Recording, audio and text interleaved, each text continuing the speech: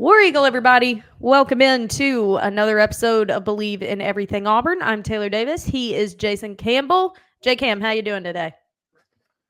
Got me some golf in this morning, and Nice. I got 0 pars in the first 9 holes. I bogeyed at least 7 of those holes, and I got double bogey on 2 of them. Oh, And on the back 9, with about 4 holes to go, I actually parred 2 holes, okay. birdied a hole. Wow. You just had to get into your groove. Well, the next shot after my birdie into the woods. Oh, no. Oh, no. You can't be good at everything. You're dang close, but no cigar. And I'm surprised that your hat didn't help you because you are once again rocking our melon hats. Huge shout out to our sponsors. I'm going to go ahead and get into our ads. And if you don't like listening to the ads, there is a button called fast forward. You are welcome to scoot through them. But Jay and I want to make some money on this thing. So bear with me, kids. We are so thrilled to have, as always, our sponsor, our friends from Melon. As you can see, Jay rocking that ridiculously cool hat, and Melon's got you covered. They've really thought of everything, starting with durability. They are built to last 5 times longer than any other hat with natural antimicrobial properties, so sweat and water doesn't break down the hat. No sweat stains, no smell. It's built for the water and outdoorsy people, so they have really thought of everything, including their sizing and fit. They've got snapbacks. They offer small, classic, extra large to fit every size head. And they also have a fit finder on their site so they can help you break down what size and shape best suits your face and your head. Melon makes the most premium and durable headwear in the world. Whether you're tailgating, working out on the golf course like Jay, or heading out for a date night, you need a Melon. Like I said, built to last 5 times longer, so you might as well get yourself one now. If you're looking for a hat as tough as you, check out Melon. That is MELIN.com, and put them to the test yourself. We are also brought to you by Bet Online. As always, the world's most trusted betting platform and your number one source for everything football. Bet Online has every stat, every matchup, and even live odds and spreads to bet on during the games. And if you think you know your stuff, you can get in on the $200,000 mega contest and pick 5 games against the spread every week for your chance to win at weekly prizes and a share of $200,000. Then when the game's over, head to the online casino and get in on a game of blackjack or poker, or unwind with over 150 slots games. Head to the website today to get in on the action. Bet Online. The game starts here. We've got one more for you. Everyone hold on to your horses. All right. Cherry Bundy. This is a new one to our show as well. Natural products and ingredients, no added sugar. In case you didn't know, tart cherries are the highest antioxidant fruit or vegetable in the world. They have natural anti-inflammatory with incredible benefits like reduced soreness, increased recovery, naturally occurring melatonin to help you improve sleep, and it supports immunity. And guys, NFL, college, they're all using it. Auburn has these in the locker room to help with recovery time. So you want to try these out as well. Cherry Bundy. 66 of the 67 Power 4 conference football teams are utilizing this. I got a shipment in. It is just packets of little goo that you can toss back, help with your recovery after your workout. Their products are available on Amazon, cherrybundy.com, and at retailers nationwide, including Publix and Kroger. That is CHERIBUNDI.com. And with all the working out that J Cam and I do over here, we could really use some Cherry Bundy. They didn't send me in a cherry, so I guess I figured, I'm not working out anymore. Look, they sent it to the athlete on the show, Right. so they knew. They said, I'm the sideline reporter on this show, so they said, hey, he's not working out as much. Me getting in all my steps on game day. That's what it is. Thank you to all of our sponsors. I apologize to the man in the comments that said 5 minutes in and you haven't talked about anything. Sir, we have a job to do, okay? But nonetheless, welcome in, everybody. War Damn Eagle. We lost again, in case you didn't know. It's coming to the end, though. It's coming. It's coming. The season or the losses? The winning streaks are coming. The winning streaks are coming, J Cam says. Unfortunately, the Tigers lost once again in Athens, falling to Georgia 31-13.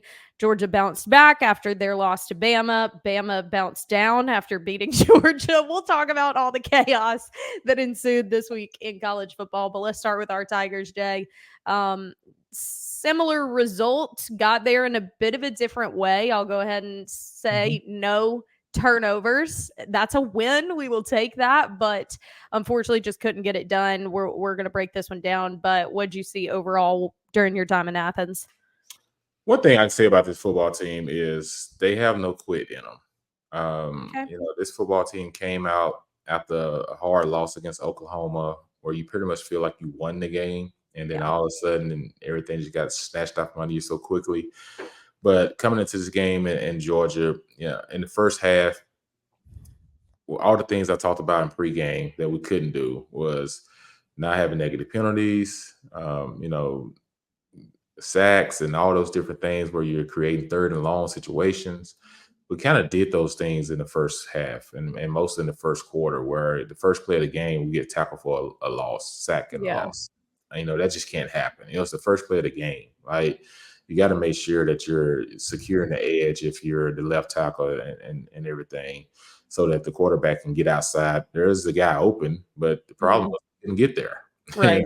So Percy got to do a better job of attacking the defensive end in that situation. And then you talk about, getting on defense. The guys was fighting their butts off. On the one touchdown they got before the half, the ball kind of got tipped and the guy still caught it. The second guy caught the ball and was able to score. So it's kind of like all these things where you're in the right place and you still give up a touchdown. So then you come back and you fight. You make it a 14-10 ball game, and you're into the third quarter. It's a 14-10 ball game. So at that point in time, to me, Georgia ended up scoring again. They end up getting a touchdown. So now it's 21-10. But then Auburn's driving. So now you're at midfield. And if you score a touchdown, you put all the pressure on the opposing team at home, because they was expected to beat you by more what they're beating you. Now they find themselves in a dogfight. How many teams got upset last week? At least 5. Yep. So, and that's why I kept telling everybody that Auburn had a chance in this game, because there was real opportunities for us to take advantage of, and we just didn't. But when you think about it, 4th and 1, you're at midfield after a timeout, and we had a miscommunication issue. That can't happen after a timeout. And I can tell the way it was blocked. It looked like it was supposed to be a dive play to the left to give the Jarquez, which was there if we do that. But for whatever reason, Peyton decided to move Jarquez over and told him to block the defensive end at the time, and he decided to keep the ball. You can't do that because you didn't let the other 9 guys know what was going on. And then if you watch the film, it's 3 guys of defensive Georgia players on that side. So why keep the ball to the side where there's defenders standing there waiting for you? They got a man for Jarquez and they got a man for you. So there can't be no option to run the ball in that situation as an RPO. So it's either hand the ball off that's going away from the 3 guys standing on the edge, or you're throwing the ball. So the last option should be the quarterback pulling it. So that's all the miscommunication that went on. Somebody's telling the truth, somebody's not. And to me, if I look at the play, the way it's drawn up, if it's run the way it's supposed to be run, it's a first down. Interesting. I also, call me old school, I hate freaking shotgun with 4th and 1. Get your ass under center. I just hate it. And it just age. What? It's this new day and age, everybody. I don't like it. You're just common sense. You're adding the distance that you have to go. But anyway, I just think you get under center in that situation. But whatever. That whole exchange, I hated. I really hated, and they harped on it on the broadcast. But what's worrisome, Jay, is if anyone should be really locked and be seeing each other and hearing each other clearly, it's Hugh Freeze and Peyton Thorne. The fact that they're the two that seem to be in such disarray, I'm so confused by, because this is year 2 that the two of you are together. An off season that really was hitched to Peyton Thorne. Peyton was the guy. Peyton was given the reins and given all these resources and improvements on the roster.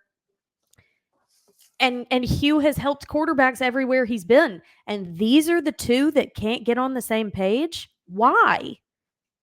Well, it can be some sort of thing. It could be a situation where Peyton may feels like he's untouchable. Yeah. It could feel like that, maybe coach lets him feel like he has free range when he's on the football field to, if he sees something, to go ahead and make the adjustment. And probably why he felt comfortable in that situation and feel like he could do that instead Yeah. of saying like, hey, no, let's just run this play. Those are the only things I could think of, because other than that, you just don't make those type of decisions, if you're not feeling comfortable enough to go ahead and do that, Right. and everything. So quarterback and play caller always got to be on the same page. And Yeah. you communicate more than anybody during the week, and you Mhm. watch more film together than anybody during the week. So either someone's doing too much talking and not listening, or someone is just, I'm gonna do my own thing, Right. or someone thought like, I thought I heard this and I did that, and it just didn't get communicated well, to the point where we're both on the same page. So Yeah. this is the bye week, and you Mm. get a whole week to go through this. But Taylor, it goes deeper for me though. Okay. If I'm a teammate,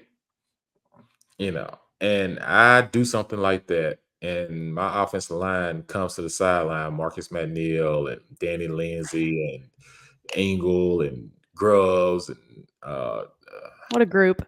right, and Troy Reddick. I come to the sideline, and I just decided, and lacking running, either one is my running back, and I just say, hey, go over here.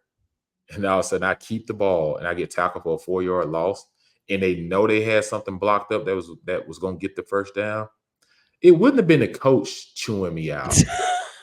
Like, my teammates Your would have been team. all in my ear. You know what I'm saying? Because That's we had interesting. that type of relationship with each other to the point that we held each other accountable. Right. So, and we'd be like, "What's up with that? Like, what you doing?" You Yeah. know what I'm saying? Like, this ain't about you. You know what I'm saying? It's about the team. So I'm not Hmm. saying that Peyton's making it about him, all that type of stuff or whatever, but I'm just saying, like, as a teammate, you have to hold each other accountable. So if he Yeah. did something that could have cost y'all an opportunity to get into this ball game and cut it to a 4-point game with basically the whole fourth quarter to go, and then basically you give Georgia the ball back the 50-yard line there and they go score a touchdown, that's Yep. game over. Yep. And so 100%. I'm totally ticked off if I'm a teammate, because you put yourself above the team in that situation. Yeah. If you didn't see something you like, you should have called a timeout. Whether Yes.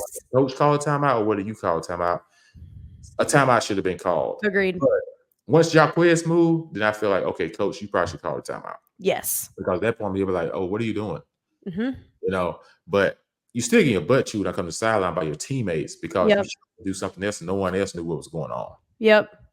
It definitely feels like there's no real clear distribution of power or authority on the sideline right now. It feels very disjointed, and it's very strange. We talked about this a little bit last week. The guys that are being spoken about the most for positive things are the young guys, and the veterans are the ones that you're going, what is this? Why are they not doing this? And so it does feel very like there is a bit of disarray, specifically on the offensive side of the ball. And that whole exchange on 4th and 1 and the busted play and the sideline argument really feeds into that narrative that it is just disjointed on that side of the ball. So I think the bye week is important. I'm not opposed to having a little bit of a different offensive philosophy when you come back, specifically against Missouri, who just got the brakes beat off of them by Texas A&M. A large part of that was on the ground. I want to talk about the run game, Jay, because it feels like we have seen time and time again a little bit of rhythm able to be established with Jarquez, Damari Alston, Jeremiah Cobb coming in, but specifically Jarquez because of his 528 rushing yards, over 70% of them are after contact. This guy is chugging along with defenders draped on him. It was working against Oklahoma, it was working against Georgia, and then we still want to be pass first. We want to pass to open up the run. And I don't know why you aren't taking what your personnel is doing well. You want to talk about taking what the defense gives you. Who's the hot hand for you right now? I even think for the offensive line, they're doing better creating some rush lanes for a guy that's then going to be able to churn and burn with contact better than letting these long developing pass plays hit. And some of them are, and the explosives have been there, but offensive efficiency is not something we're doing very well. Scoring, we're not even on the board right now. Why be so insistent on developing that pass first and then running off of it? Feed Jarquez when it's working. I thought him averaging 13 carries a game, I'm just at the point where I don't get it anymore. Yeah, I think you're going to see a change after the bye week with that. Okay. Jarquez should have got the ball more in Oklahoma game. Should have got the ball more in Arkansas game. She got the ball more in the Georgia game. You heard Kirby Smart say it in his press conference that how much of this guy, how hard it is to hit him, and he's a load to get him down. Everything. And think about it, averaging 13 carries a game is Jarquez need to be around 20. Agreed. 20 to 25 touches a game. Because he's that physical. He wears down defenses. And like you mentioned, linemen love to run block before their pass block because they feel like they get more physical in the ball game. They know exactly where to go. When you're pass blocking, you don't know if you're about to get an up and under. You don't know if you're about to get a guy coming outside the edge. You don't know if you're about to get a guy trying to bull rush you. Yep. You don't know. But if I'm running a run play, I know if I got to reach block. I know if I got to get my hands inside your chest. I know if I got to kick out. I know those things because I know where the hole is. You know what I'm saying? So it's a different mindset for an offensive lineman. So when I look at Jarquez averaging 6.3 yards per carry, if you can average that, man, like we need to do more of it. And I feel like what happened to our offense. We're very statistically really good in a lot of categories. It's so confusing. That's the SEC.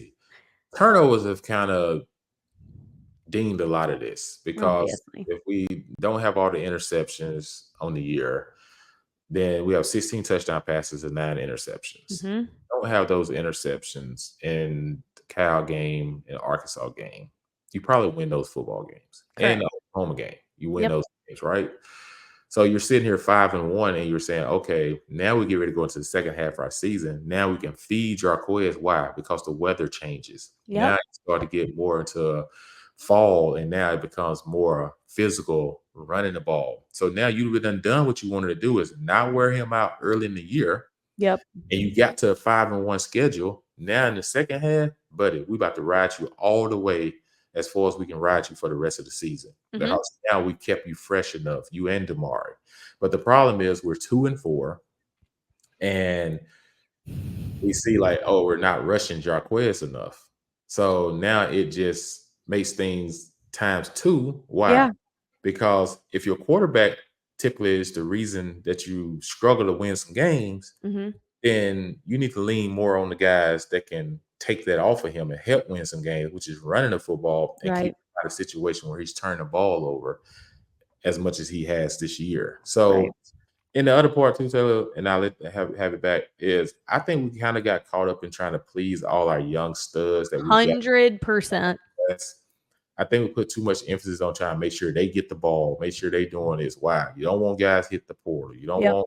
So now you try to spread the ball around too much that you can get away from your offensive system and what you want it to be and what it needs to look like. So I think you just got to say, you know what? Let's pump the brakes on all of that. Winning will keep guys here. Totally.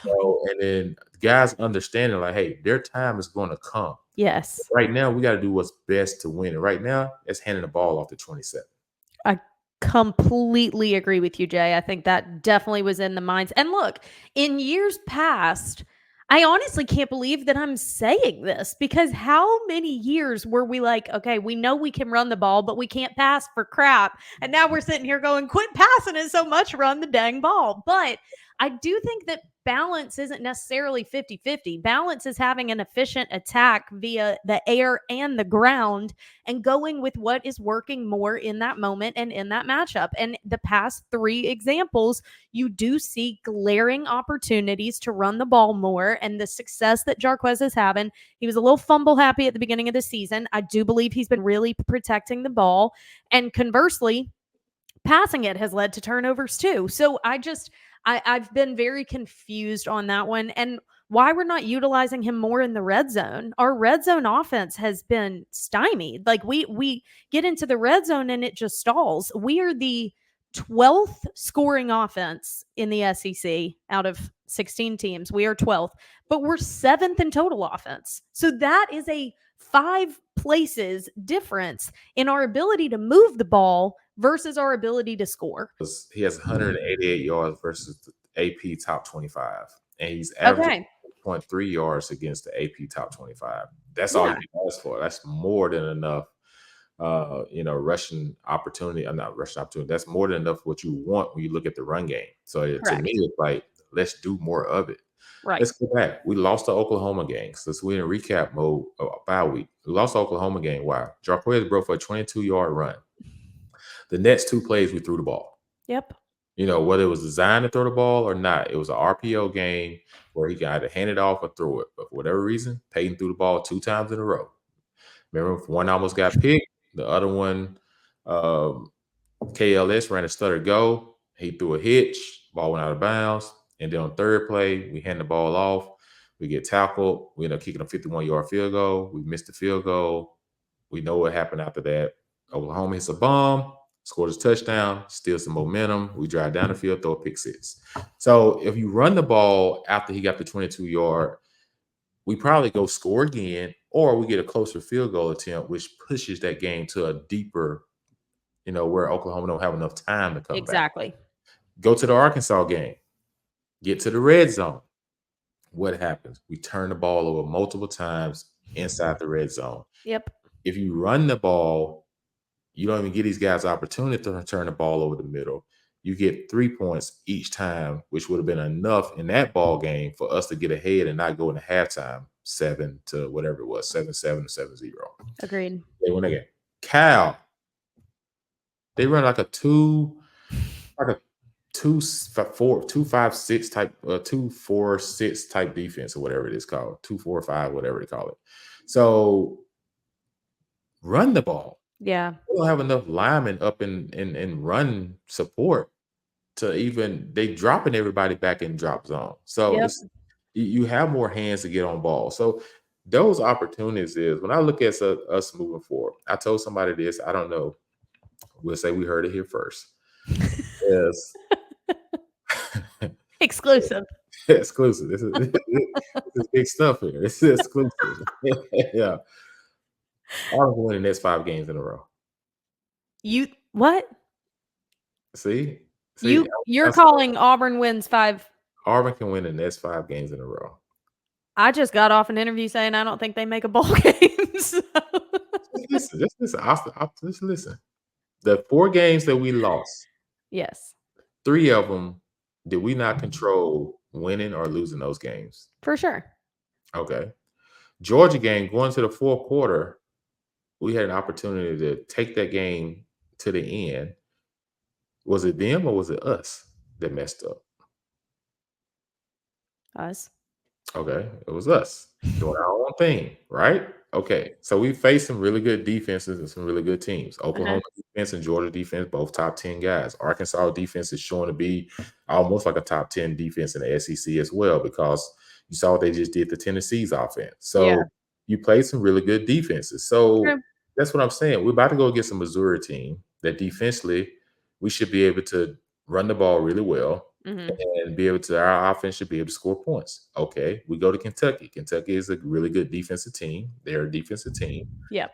But they seem to play better away from home than they do at home. Weird, but true. So, so we have an opportunity there. And then you get Vanderbilt, who's been playing extremely well. I know everybody's on the Bama thing, and we already heard the guys say that Bama losing advantage, like catching his wife in the bed with the neighbor when he comes home. So I was just like, dang, football is really taking a toll on the Bama fans right now. 100%. We should I get mean, back. people were coming for Kalen DeBoer's t-shirt choice. Like, they Right. were pissed. Right. I was just like, dude, is just all over the place. I like, Yeah. man, I hope his house is happy. Uh, yeah. So you get Vanderbilt at home, which is the '04 reunion at that game. So we have Oh, Friday events, Saturday events. Not gosh, sure. I hope I get that game.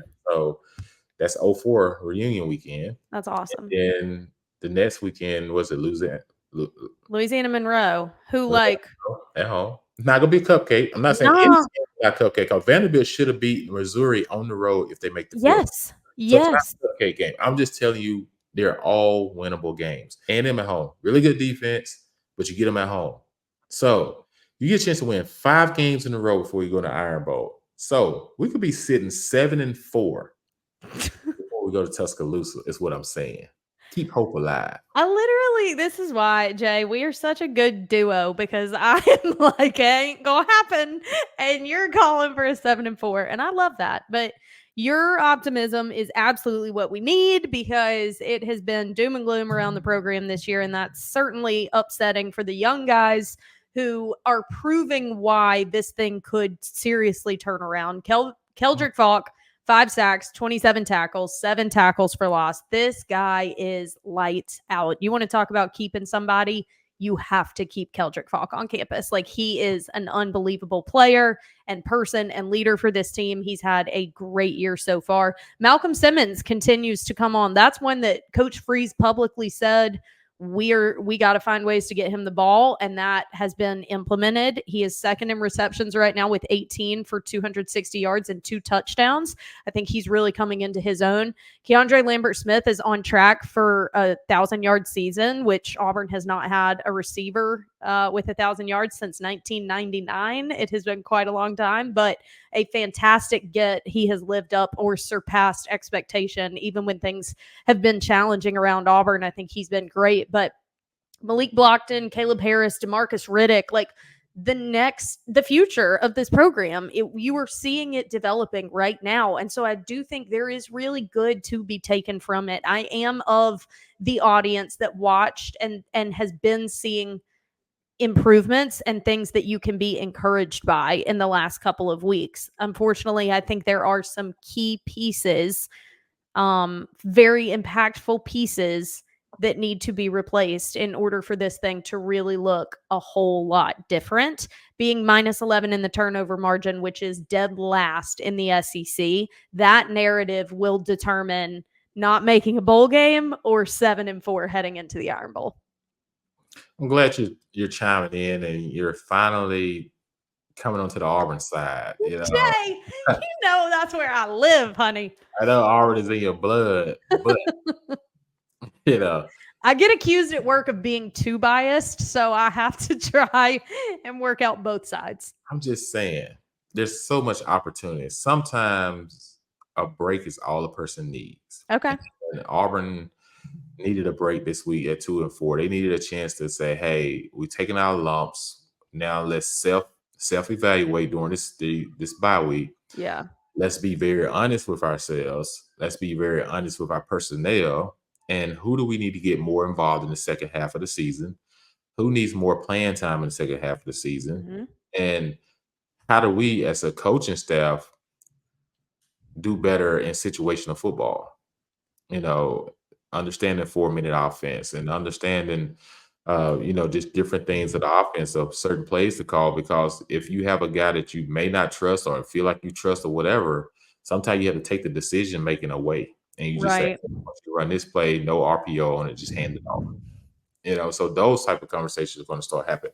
But you talk about Keldrick Falk, sophomore, one of the probably going to be, if not an All-American, All SEC, first, second team. Should be. You talk about Caleb Harris as well, had made the freshman All-American team. Mm-hmm. Malik Blockton, Marcus Harris' brother, another true freshman, has made the All-American freshman team midseason. Then you talk about Marcus Riddick. Like, this guy, the last 2 weeks have shot out of a cannon. He Like, really has. playing another freshman. You talk about Sylvester Smith, another freshman. And then Jay Crawford, another true freshman playing that corner, starting that corner, who had an absolutely good game against Georgia. So all of these guys are young pups, and Auburn should be really, really excited about what things are going to look like in the near future. I know Agreed. right now it can look dim, it can look, you're tired of losing. Trust me, I come home and I gotta sit here and hope for Alabama to lose to feel like I don't like that. I I don't want know. That's another so team true. to feel good about my Saturday. Yeah, I Right. want I want us to start winning. So we're close. We're knocking on the door, and it's about to start kicking open. That's why I Mhm. say these next 5 weeks is the most important weeks for this program. It's because you're going to see a lot of young guys playing. Mhm. Malcolm Simmons on offense, Cam Coleman on offense. Cam didn't really get a lot to do this past game against Georgia. Are we sure his shoulder's totally fine? But it's definitely not fine. It's Okay.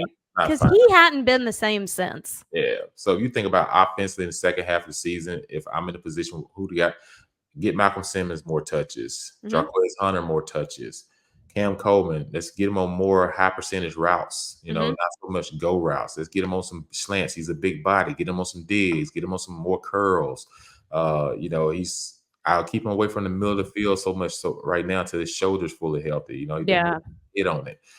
You think about Fairweather. Where's Fairweather?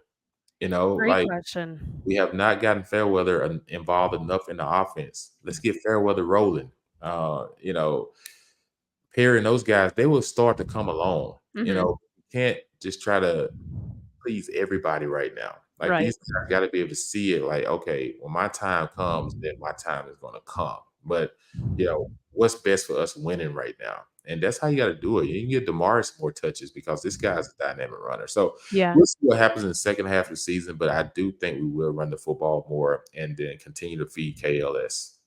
Oh my gosh, you have to. That guy has been lights out. And same thing with throwing the ball. And it is just interesting, when talking about the quarterback situation, which I don't see that letting up personally, but the same saying keeps being utilized, and that's that Peyton gives us the best chance to win.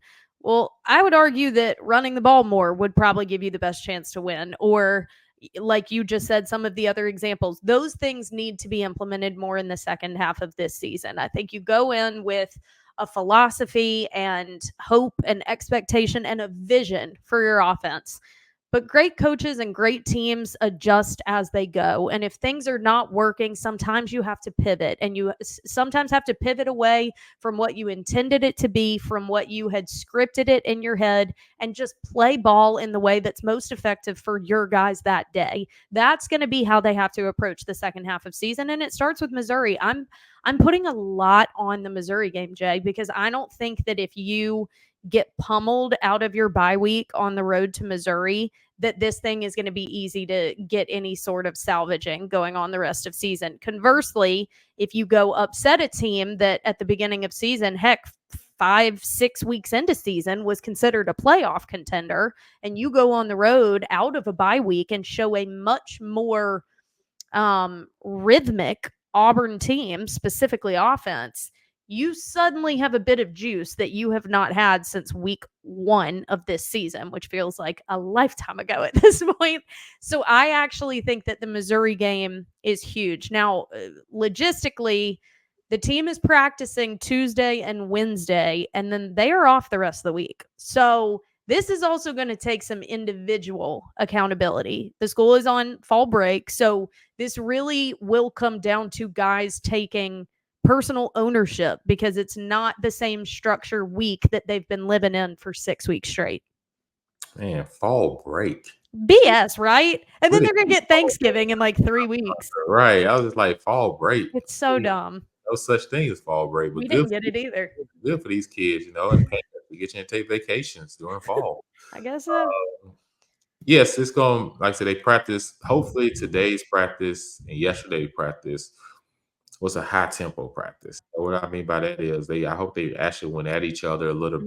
bit, mid-season form, because you're about to get 4 days off, which is sometimes it's needed. Get your Mhm. bodies right, get rested up, and then once you come back Sunday evening, you get ready for practice on Monday, and all of a sudden you get ready to go to Missouri. The Yeah. Missouri game to me almost feels like a must win. I totally agree.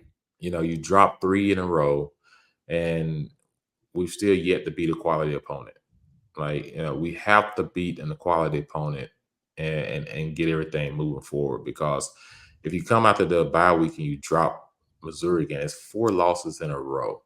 And you just, at this point in time, these guys need something to just grab onto. Yeah. And losing just demoralizes you. Like you fight, and all of a sudden you get to the end, you still lose. Yeah. Having 2 weeks to prepare for a team and everything, and be able to go out to Missouri and fight, it's a game that you just almost, and it's not going to be easy. You know what I'm saying? Like, you're going to have to go there and fight your butts off. But you can win this ball game. It does so much for your morale moving forward for the rest of the season. 100%. Because honestly, you eyeball Missouri, Vanderbilt, Kentucky on the road, A&M, and Bama. Those are tough. Those are tough mountains to climb. And Missouri being up first, I think you can really change course or be falling head over feet downhill. We will certainly see. But Missouri is definitely upset right now. I'm actually covering their game this weekend, so I'll be able to give some good insight next week on the team that we will be facing. But they've got to head up to the Northeast in a very weird matchup. They're playing at UMass. Don't ask me how or why that's happening, but it will definitely be interesting to kind of gauge the temperament, because they didn't just lose to Texas A&M. They got destroyed 41-10. There was nothing good to take away from that game. So it'll be interesting to see if they're still bought in. I mean, right now you're telling everybody one loss doesn't knock you out of the playoff, but I don't know that a 31-point deficit where you couldn't do anything on either side of the ball is that not going to be weighted more than if you had 2 close? I don't know. I really don't know. So it'll be interesting what version of Mizzou we get next week, and it'll be interesting what version of Auburn shows up. But it's going to have to look a little bit more fine-tuned. And I do have to pose the question, Jay, because it's always a topic of conversation. If you're not winning ball games, at what point is it worth seeing younger quarterbacks get game reps? Ooh. If you don't win both the Missouri and Kentucky game, and if you split it, then okay, you continue to ride with your guy. Okay. But if you lose both of those games, you have to start trying to see what you have in your future, because at that point, you're trying to start building for next year's team. Even though you're still gonna bring guys in the signing class, you're still gonna bring guys in the transfer portal. Yeah. But you still have to start seeing what you have out of younger guys. And let's face it, some of the younger guys have been better than some of our veterans. For sure. And everything. So you may